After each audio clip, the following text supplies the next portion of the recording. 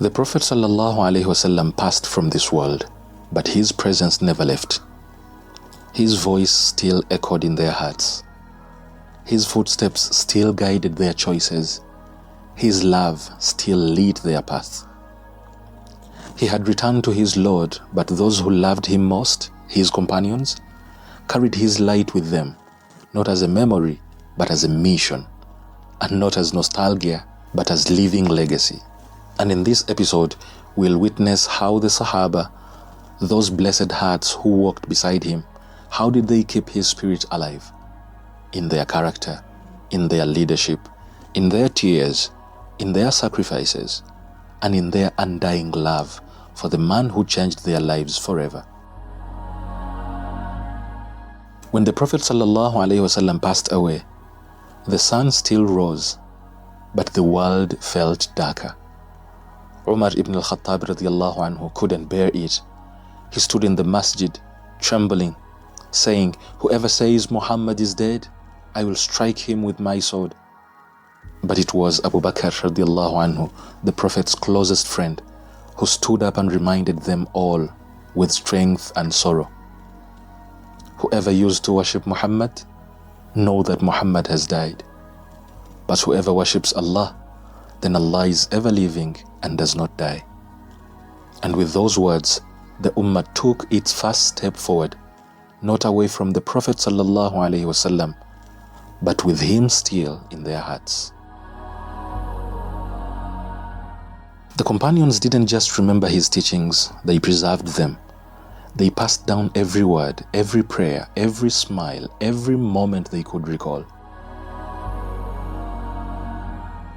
Abu Huraira radiallahu anhu dedicated his life to memorizing and transmitting the Prophet's sayings. Aisha radiallahu anha taught students for decades, clarifying his behavior, correcting misunderstandings, and protecting his legacy. They didn't say he is gone. They said he lives through what he taught us. And today, the reason you and I know how he prayed, how he smiled, how he forgave, is because they refused to let his example fade. They didn't just follow him, they acted for him. Anas ibn Malik radiallahu anhu, who served the Prophet sallallahu alaihi wasallam for 10 years, used to say, "The best day of my life was the day the Prophet sallallahu alaihi wasallam entered Medina, and the worst day was the day he left us." Bilal radiallahu anhu couldn't give the adhan after the Prophet's death. The moment he tried, his voice cracked and he choked when he reached "Ashhadu anna Muhammadan Rasulullah," and he broke down in tears. And yet, they continued.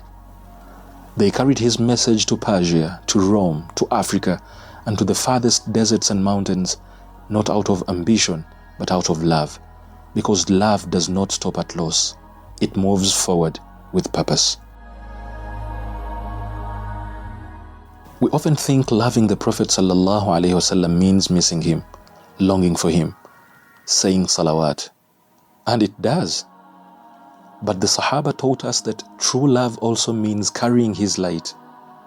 They kept his sunnah alive by living it, by being people of justice, mercy, humility, generosity, prayer and patience. And if we love him, then we must ask ourselves, have we inherited his light like they did? Do our lives whisper his presence in the way theirs did? Do we cry when he is mentioned, but forget to reflect him in our actions?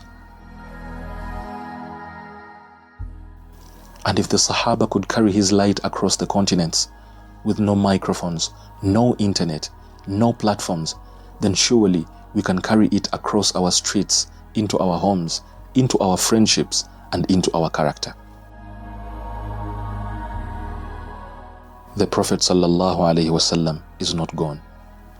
His spirit lives in every act of mercy, every moment of truth, every step taken for Allah's sake, and in every believer who dares to walk in his footsteps, even centuries later.